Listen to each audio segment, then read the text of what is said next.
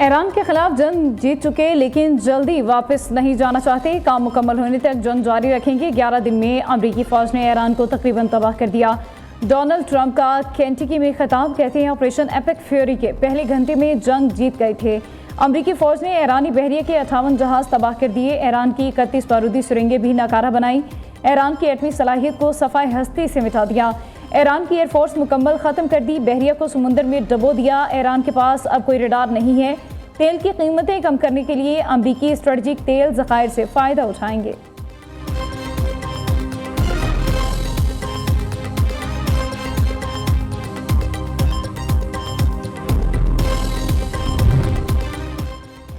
सलामती काउंसिल में रूस की ईरान जंगबंदी की करारदाद मंजूर ना हो सकी। करारदाद के हक में 4, मुखालफत में 2 वोट डाले गए। 9 अरकान गैर हाजिर रहे। अमरीका ने रूस की करारदाद वीटो कर दी। दूसरी जानिब ईरान के खलीजी ममालिक में हमलों के खिलाफ करारदाद मंजूर कर ली गई। पाकिस्तान समेत 13 ममालिक ने करारदाद के हक में वोट दिया। रूस और चीन ने वोट ना दिया। पाकिस्तान की ईरान पर हमलों की शदीद मजम्मत। पाकिस्तानी मंदूब आसिम इफ्तिखार ने कहा, ईरान पर हमलों ने आलमी अमन को खतरे में डाल दिया।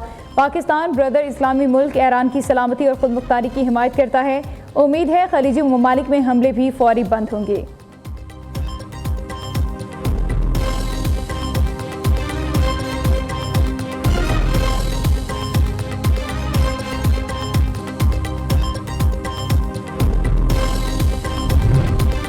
इराक की समुद्री हदूद में 2 गैर मुल्की ऑयल टैंकर्स पर हमला। इराकी हुकाम के मुताबिक बारूद से भरी कश्तियों से टैंकर्स को निशाना बनाया गया। हमले के बाद दोनों टैंकर्स में आग भड़क उठी। हमले का एक गैर मुल्की रुकन हलाक।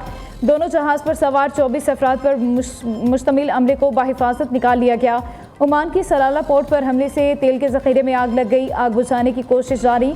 मंगल को भी हुर्मस और खलीज ओमान में 3 बहरी जहाज़ों पर हमला हुआ था, जिनमें थाईलैंड, जापान, मार्शल आइलैंड के परचम बरदार जहाज शामिल हैं।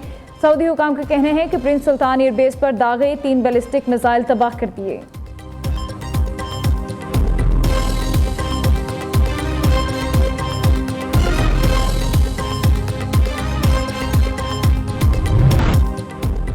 इसराइल के लिबनान पर शदीद हमले, 8 अफराद जाँ बहक। हिजबुल्लाह ने इसराइल पर 100 रॉकेट फायर कर दिए। किर्यात शमूना, हैफा और मकबूजा बैतुल मक़दिस में धमाकों की आवाज़ें सुनी गई।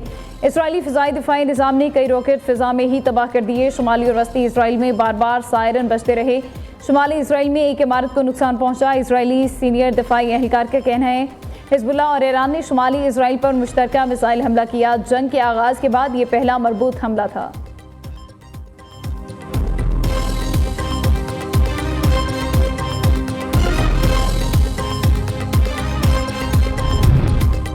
अबनाए हुर्मज़ और इराकी तेल जहाज़ों पर हमले। एशिया की शेयर मार्केट्स में मंदी। तेल की कीमतें 7% बढ़ गई। अमरीकी खाम तेल $93.80 और ब्रेंट खाम तेल $99.03 फी बैरल तक पहुँच गया। आलमी तवानाई एजेंसी के 400 मिलियन बैरल तेल जारी करने के ऐलान के बावजूद कीमतें बढ़ीं। ईरानी सदर मसूद पज़ेश्कियान का वज़ीर-ए-आज़म शहबाज शरीफ को टेलीफोन। मसूद पज़ेश्कियान ने वाज़ेह किया कि ईरान खत्ते के दीगर ममालिक को निशाना बनाने या लड़ाई का इरादा नहीं रखता। सिर्फ वही अड्डे निशाना बनाए जाएंगे जहां से हम पर हमले होते हैं। आलमी बरादरी अमरीका और इसराइल को ईरान पर हमलों का जवाबदेह ठहराए। जवाब तलब ना किया गया तो अमन इस्तेहकाम खतरे में पड़ जाएगा।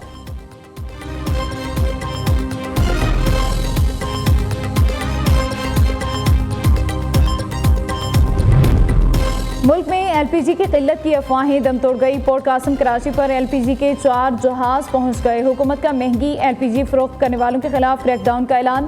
तेल की नई खेप लेकर पीएनएससी का एक जहाज आज श्रीलंका अंदाज होगा। दूसरा तेल बरदार जहाज चंद दिनों में कराची पहुंचेगा।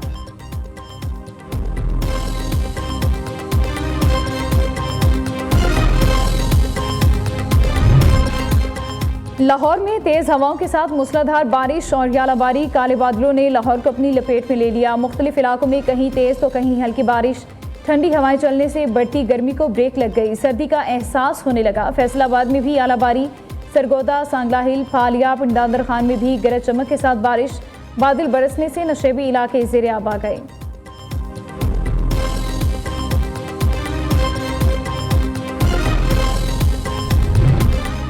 पाकिस्तान स्टॉक एक्सचेंज में कारोबार का मनफी आगाज। इंडेक्स में 1178 पॉइंट्स की कमी। मार्केट ने 1,55,000 की नफसियाती हद खो दी। KSE 100 इंडेक्स 1,54,679 पॉइंट्स पर ट्रेड हो रहा है। गुज़िश्ता रोज़ इंडेक्स 1,55,858 पॉइंट्स पर बंद हुआ था। अफवाम तालिबान और फितनतुल खारिज के खिलाफ पाक अफवाज की मौसर जवाबी कार्रवाइयाँ जारी। वफाकी वज़ीर इत्तलात अताउल्लाह तारिर कहते हैं ऑपरेशन गज़ब लिल हक़ में 641 दहशतगर्द हलाक और 855 से ज़ायद जख्मी हुए। सिक्योरिटी फोर्सेज ने अफगानिस्तान में 65 ठिकानों को निशाना बनाया। तालिबान रजीम की 243 चेक पोस्टें नीस्तो नाबूद, 42 कब्जे के बाद ख़त्म की गई। 219 टैंक और बख्तरबंद गाड़ियाँ तबाह की जा चुकी हैं।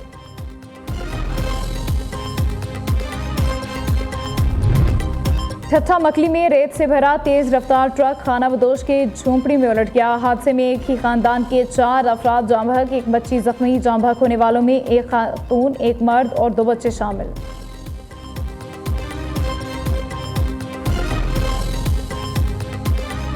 शाहीन पहले इम्तिहान में बुरी तरह नाकाम। बांग्लादेश ने पहले वनडे 8 विकेटों से जीत लिया। पाकिस्तान ने पहले बैटिंग करते हुए मेजबान टीम को सिर्फ 115 रन का हदफ दिया। 7 कौमी खिलाड़ी डबल फिगर में भी दाखिल ना हो सके। बंगाल टाइगर्स ने आसान हदफ 16वें ओवर में ही हासिल कर लिया। तंजीज़ हसन की 67 रन की नाकाबिल शिकस्त इनिंग्स। 5 विकेटें लेने पर बांग्लादेश के Nahid Rana man of the match करार। बांग्लादेश को 3 मैचेस की सीरीज में 1-0 की बढ़तरी हासिल। दूसरा वनडे कल खेला जाएगा।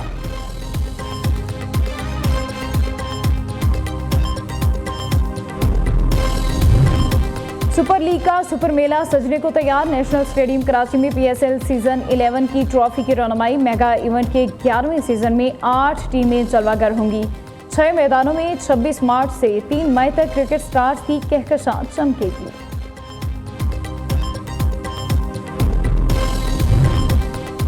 ईरान का अमेरिका में होने वाले फुटबॉल वर्ल्ड कप में शिरकत न करने का फैसला। ईरानी वज़ीर खेल अहमद दुनिया माली ने कहा कि अमेरिका सुप्रीम लीडर और अवाम का कातिल है।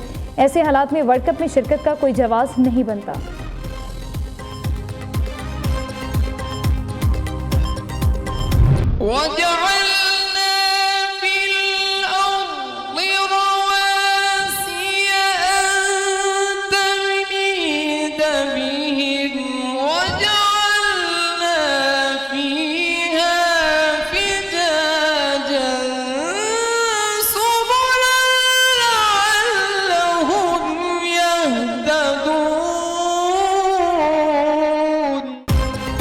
और कौन बनेगा किरात का सुल्तान। मुनफरिद और ईमान अफरोज प्रोग्राम का 5वां क्वार्टर फाइनल। पेशावर के कारी मोहम्मद दाऊद 24.5 नंबर लेकर सेमीफाइनल में पहुंच गए। मर्दान के कारी मोहम्मद अली वाजिद 24 नंबर ले सके। प्रोग्राम किरात का सुल्तान सीजन 3 में ईमान अफरोज मुकाबले नाजरीन न्यूज़ की अवतार ट्रांसमिशन में देख सकते हैं।